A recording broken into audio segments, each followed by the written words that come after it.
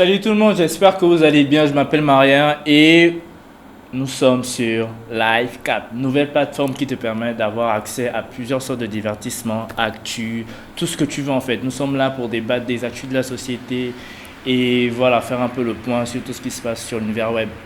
Donc aujourd'hui, nous avons avec nous plusieurs hommes très talentueux que je vais laisser se présenter. Alors moi c'est Olsen, plus connu sur Olsen Bryden, passionné de photographie, tout simplement. Durand Lewis, photographe et réalisateur vidéo. Le Carly Picture, photographe professionnel. D'accord, je suis Brady Jordan, réalisateur et aussi pilote drone. D'accord.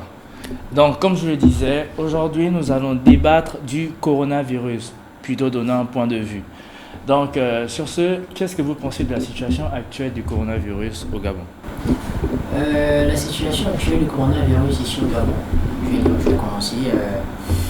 C'est pas une situation qui est plaisante, c'est vraiment une première ici au Gabon. Donc, sincèrement, c'est difficile de vivre cette situation. Pour moi, c'est vraiment difficile, voilà. Pareil, c'est une situation difficile pour tous les usagers, que ce soit simple citoyen ou personne active, parce que nos activités se voient un peu freinées avec cette maladie. Ok, la situation est vraiment compliquée pour tout le monde, comme Bureau vient de le dire. Il y a vraiment, ça touche vraiment, je pense, vraiment dans le domaine du business déjà. Je pense que ça nous met vraiment dans l'embarras. Ouais, effectivement, comme ils disent, surtout pour des entrepreneurs comme nous, c'est assez compliqué déjà de s'en sortir.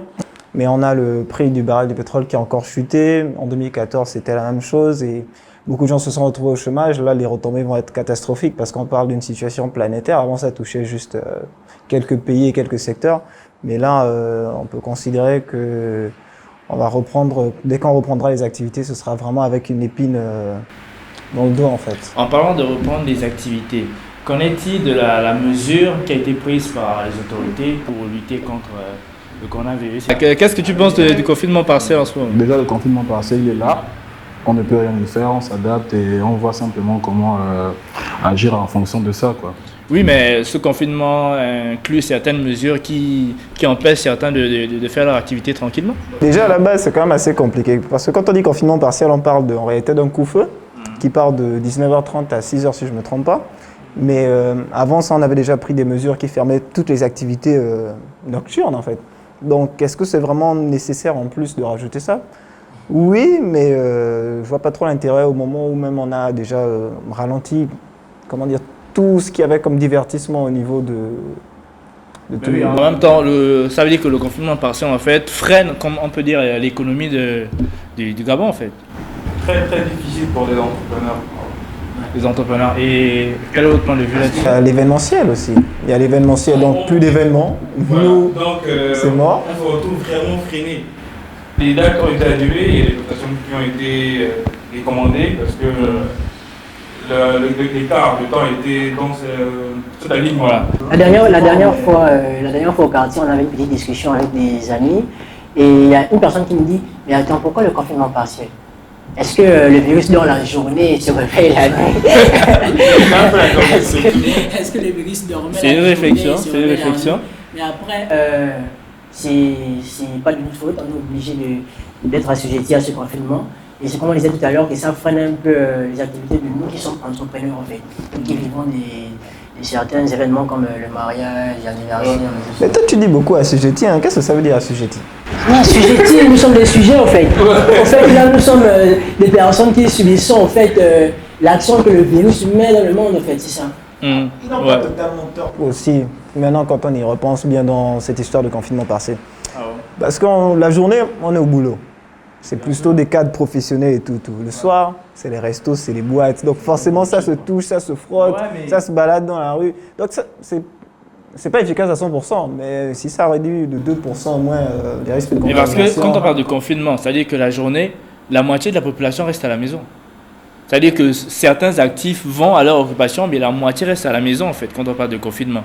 Et à ajouter à ça le couvre-feu et de savoir que les bars, certains restaurants sont fermés, c'est difficile d'avoir des interactions. Et même là, ceux qui restent à la maison, comment ils vont faire pour survivre si certains ne peuvent pas aller au travail? Si certains tels que vous, entrepreneurs, vous ne pouvez pas... Non, c'est dans ce cadre qu'on dirait qu'il faut se faire accompagner, ce serait bien. Après, il ne faut pas oublier que les pays sont différents, les contextes sont les mêmes par rapport au virus, mais les réalités sont différentes en fait. On ne peut pas forcément copier-coller tout ce qu'on fait déjà. À force de copier-coller, on s'est retrouvé à un niveau où notre pays n'est pas tellement développé en fait, parce que non seulement on ne copie pas comme il faut, des fois on ne colle même pas comme il faut. Donc c'est vraiment c'est difficile. Il faut essayer de se battre. Il y a le télétravail qui est là. C'est le travail, mais après, avec les connexions Internet ici. C'est vrai. Et l'accès à Internet n'est pas encore totalement ouvert dans tout le pays. Je suis d'accord avec toi, mais si tu te mets à faire du télétravail, ok, les sous que tu utilises pour te déplacer, par exemple, pour aller rien qu'aller au boulot, quand tu fais dans le mois, ça te fait au moins 45 000, 30 000 qui fait la connexion Internet. Donc, ça ne va pas régler tous les problèmes. C'est un avantage de pouvoir travailler à la maison, de faire moins de dépenses. Oui, mais le télétravail, c'est bien, mais pour nos étudiants, nos élèves qui passent les examens, et ceux qui sont à la maison. Le matériel audiovisuel ou des télécommunications au Gabon a toujours des coûts assez élevés, donc du coup, pour un jeune, le smartphone est parfois très limité. Tu commences à travailler sur ton smartphone, 2-3 notifications, c'est WhatsApp, c'est Facebook, ça te distrait un peu. Et déjà, il faut savoir qu'en ce moment, avec l'éducation, c'est très difficile. Donc, s'il faut rajouter à ça le télétravail et tout le reste, je ne pense pas qu'on va s'en sortir. Déjà, en classe, on a toujours tendance à vouloir tricher. Combien de fois moi, il avoue tricher. Tu me laisses à la maison, je suis dans l'ordinateur avec tous mes outils et tu me demandes de passer un devoir en ligne. C'est bien que le télétravail, mais nos mamans qui vont nous marcher. Oui, mais en fait, la réalité, c'est que... Non, on ne va pas dire une minorité. Aujourd'hui, le monde va dans un sens où tout va être digitalisé. Ok, ça, c'est des métiers du terrain, clairement du terrain, mais il y a quand même beaucoup de métiers qui changent, qui évoluent. Quand vous parlez de pouvoir étudier en ligne, ailleurs, les gens le font. Les gens peuvent se connecter. Même nous, les tutos qu'on apprend, on peut payer pour ça. Donc, si par exemple, effectivement, ce que serait bien, c'est de rendre ça gratuit, tout le monde a un minimum un smartphone au Gabon. Une grosse partie de la population. Certains s'en servent pour Snap, juste Insta. Ou les directs. Un pro du direct, même ça. Mais ce petit truc peut te permettre. Attendez, on a tous commencé avec du matériel qui n'était pas forcément au top. Ça nous a permis de se former. Mais aujourd'hui, on est à un certain niveau. Donc, si tu as un téléphone, même si c'est la nouvelle version du Nokia 3310, qui te permet d'aller sur Google ou de lire les trucs. Il faut savoir ce que tu veux en fait dans la vie. Après, je ne vois pas un parent qui n'a pas un revenu stable à fin de mois acheter un smartphone ou un ordinateur à son enfant pour suivre en ligne les cours. C'est difficile. La connexion Internet. Oubliant l'ordinateur. Ça coûte un peu plus cher. Un simple téléphone, le Nokia 3310, il est assez bas coût. Chacun a ses réalités. Si je te fais la comparaison, ton iPhone 11 et un Nokia 3310. Il y a quand même une grosse marge. Oui, c'est clair. Et aussi, un téléphone peut servir à plusieurs personnes. Moi, quand j'étais plus jeune, on avait un ordinateur, on travaillait à 4 dessus. Tu vois, c'était un faux ordi, 2 gigas de RAM. Il faut aussi prendre en compte la morale de la population, en fait. Parce que si on parle de mesures d'accompagnement, il faut aussi prendre en compte la manière de penser des populations. On ne réagit pas de la même façon. À l'Occident, ça marche la télécommunication et tout le reste parce que ils ont déjà été habitués à ça. Tu vois, il y a des mécanismes qui sont mis en place pour que tout le monde s'accommode à la vie numérique. En temps ici, c'est toi-même qui dois te battre pour, avoir un appareil et être connecté en fait.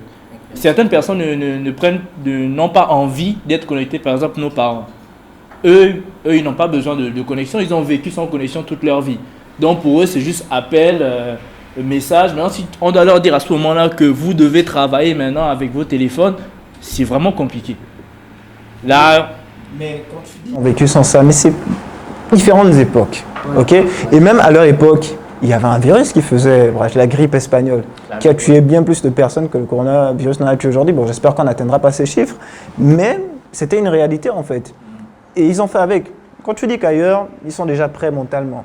Moi, je vais vous dire souvent, quand on dit moi, ouais, mais il faut faire ci, les gens disent oui, mais les Gabonais ne pensent pas comme ça. Ok. C'est ce que les gens vont dire. Mais on est 5 sur ce plateau. On est Gabonais, on pense comme ça. Donc, il faut arrêter de se dire que tout le monde, même s'il y a une petite partie de la population qui pense comme ça, on peut changer. Ça commence chez soi en fait. Comment tu vas te conseiller, tu vas l'utiliser ou pas, ou il ne va pas l'utiliser. Après toi, ainsi de suite en fait. C'est comme quand on se donne le virus, on peut se donner aussi des connaissances. Ah, c'est une punch. Hein.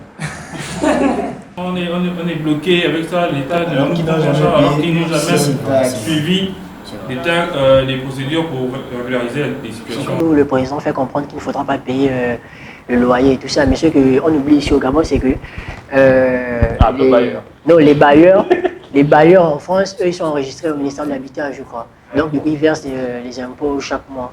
Donc c'est dans ce sens, effectivement pas accompagné, tout le monde vous avez totalement raison, mais il faut aussi que tout le monde fasse les choses dans l'ordre.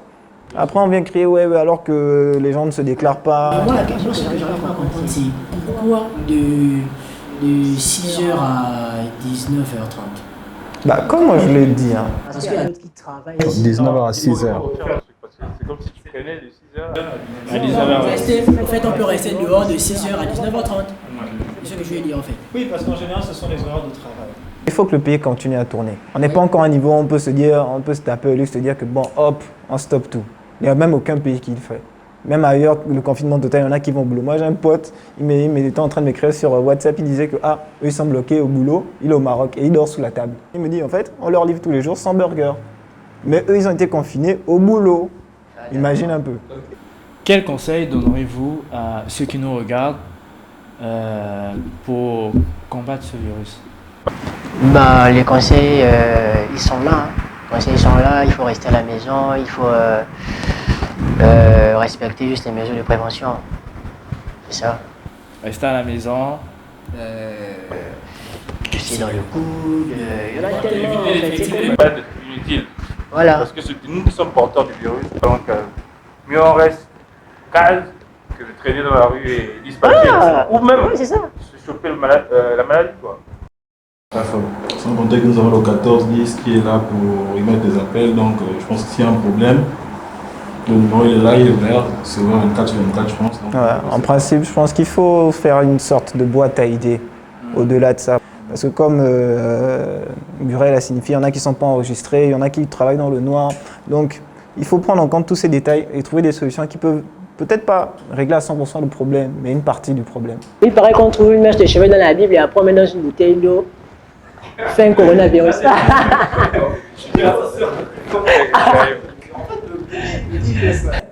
Tu restes en case ou tu meurs. Donc, comme mesure de prévention, il n'y a rien de plus simple. Restez à la maison. Ouais, Non. c'est clair. Si Lavez aussi vos mains. Gardez vos relations à distance avec vous. Et loin de Bradil. Et puis c'est même pas seulement une histoire d'un mètre de distance. Nous, ce que je fais chez moi, peu importe où tu aller dans la journée, dès que tu arrives, tu te désinfectes avant de toucher quoi que ce soit. Là maintenant, tu t'es désinfecté tout le reste. On peut se toucher, on est à la maison tranquillement. Complètement devenu parano chez nous. Moi j'ai peur de toucher à toutes les poignées que je vois maintenant. Ça, tu vois le coronavirus partout. J'ai du mal. On devient des manchots quoi. Le geste, il est très simple. Il suffit de vous nettoyer les mains à chaque fois que vous êtes en contact d'un objet ou bien d'une personne, après avoir salué quelqu'un ou pas. Nettoyez-vous les mains toutes les 30 ou 15 minutes. Nettoyez-vous les mains. On va mettre un peu là parce qu'il a touché le carré tout à l'heure. C'est mieux que tout le monde se nettoie les mains. Après, le principe de tousser dans le coude, je trouve que c'est un peu bizarre parce que tu tousses dans le coude. Et la nuit, tu vas dormir. Tu dors comme ça. D'accord. Je pense qu'on a fait le On est en tour. mode dame quoi.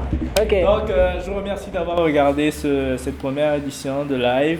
Et on se retrouve très prochainement. Donc, restez connectés, donnez vos avis en commentaire et n'oubliez pas de vous abonner. Donc, partage, vraiment partage. Share. Partagez autant que vous pouvez. Donc, on se retrouve pour la prochaine vidéo. C'était Maria et à la prochaine.